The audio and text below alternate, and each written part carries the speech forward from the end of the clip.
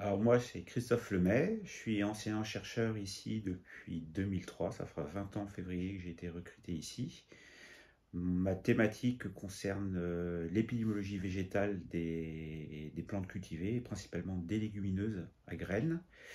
Côté recherche, je suis à l'UMR IGEP dans une équipe qui s'appelle MIR pour multi-infection et multirésistance, dont je suis le co-animateur avec deux autres scientifiques.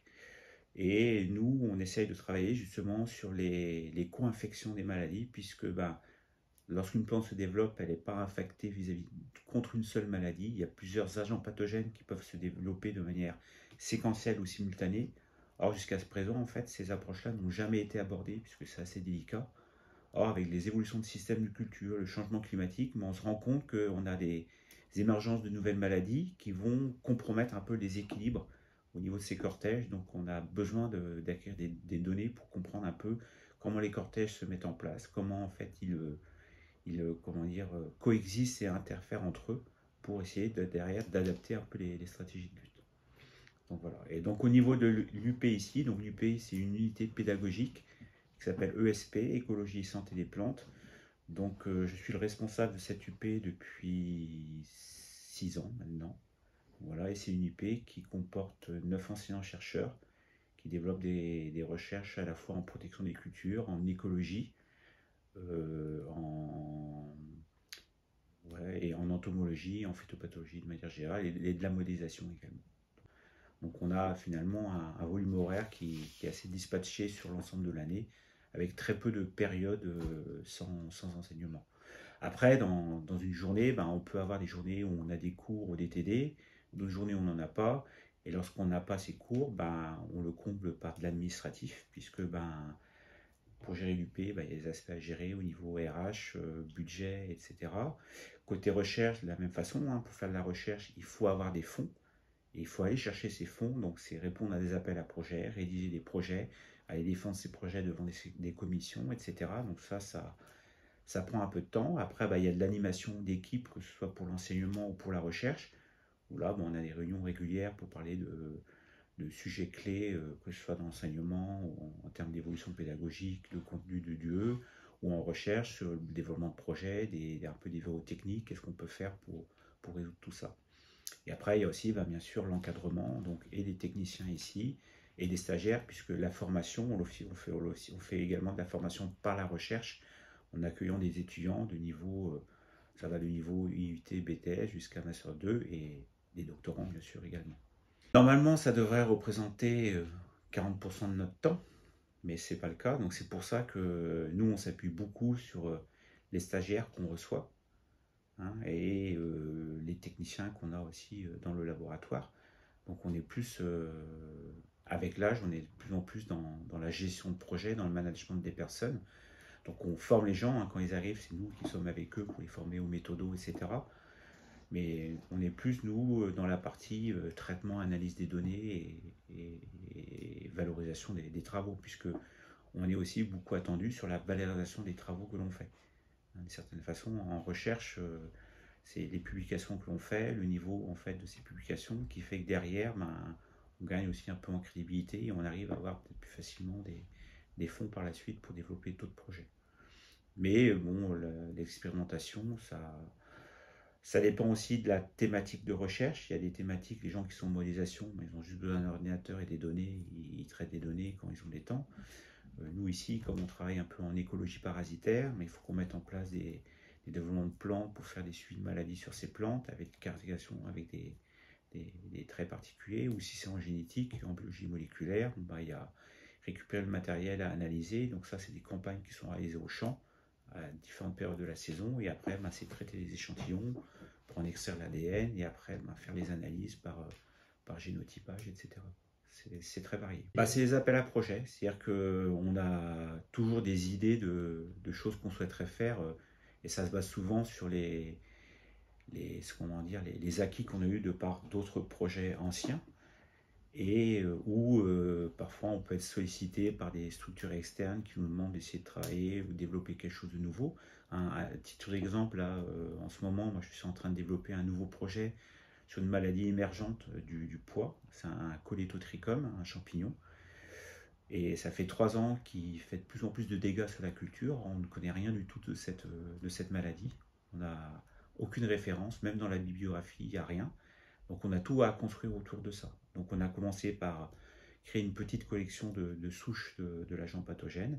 Et maintenant, on est en train de mettre en place au laboratoire avec la technicienne tout un panel d'expérimentations qui vont commencer par la description de l'agent pathogène au niveau morphologie, développement, la caractérisation de l'espèce, parce qu'on ne sait pas quelle espèce que c'est. Or, chez les Coleotrichum, il y a des complexes d'espèces.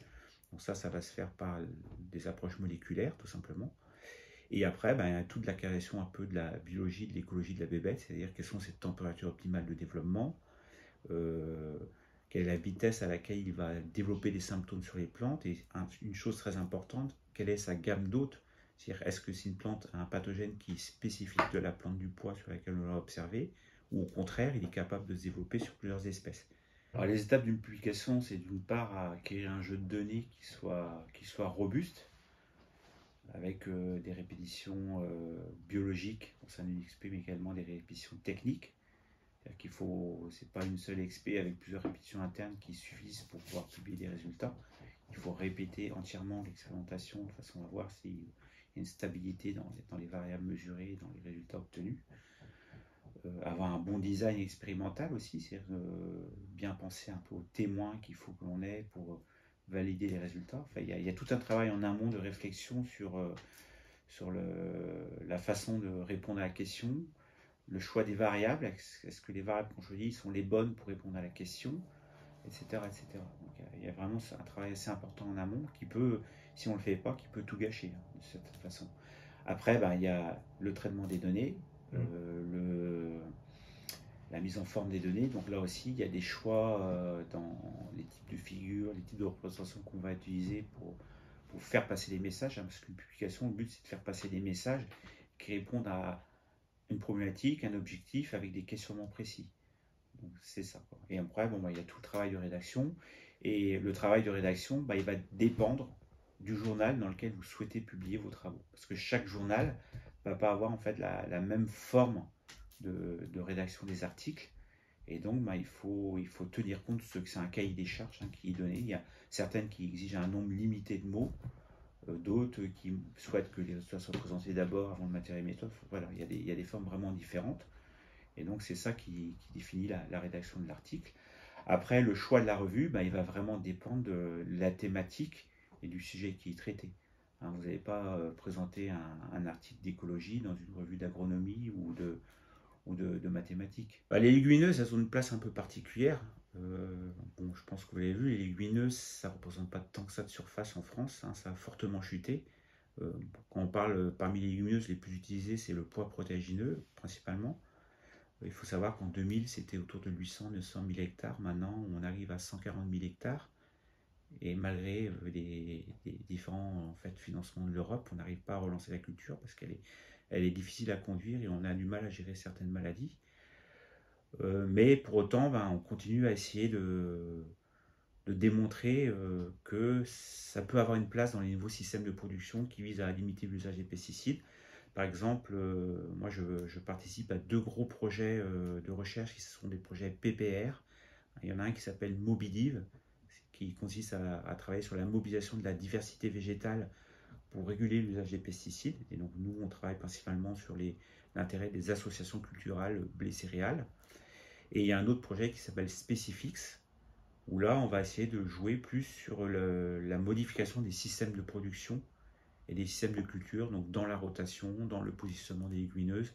Qu'est-ce qu'une légumineuse positionnée à tel moment de la rotation peut apporter pour la culture précédente, mais surtout la culture suivante, et qu'est-ce que ça permet de gagner. Donc, indirectement, le fait de travailler sur les légumineuses, de par ses propriétés, ça va avoir un impact sur le système de production. Après, nous, directement, quand on passe de la démarche agroécologique, on cherche à trouver des services écosystémiques qui vont être rendus par les systèmes qu'on va mettre en place sur le terrain. Concrètement, nous, c'est plus l'approche association culturelle qui peut espérer de répondre à ça. Et justement, nous, on a un projet autour de ces questions-là. On va essayer de voir effectivement à caractériser quels sont les services écosystémiques qu'il y a dans les associations qu'on ne retrouve pas dans les cultures pures et voir si effectivement ça nous permet de réguler le développement des maladies. Je pense que les solutions, elles sont dans sont devant nous, elles sont dans le vivant et qu'il faut retourner à l'observation des choses naturelles. Il y a pas mal de gens qui disent, voilà, on n'arrête pas d'essayer d'adapter des systèmes que l'on connaît. Or, vous regardez un compartiment qui est très peu étudié, c'est le compartiment sauvage, où là, la régulation se fait de manière naturelle. Et donc, si on veut trouver des solutions pour le futur qui tiennent compte de ces aspects un peu écosystémiques, etc., retourner à l'origine et voir ce qui se passe en milieu naturel, c'est peut-être là qu'on trouvera des leviers intéressants.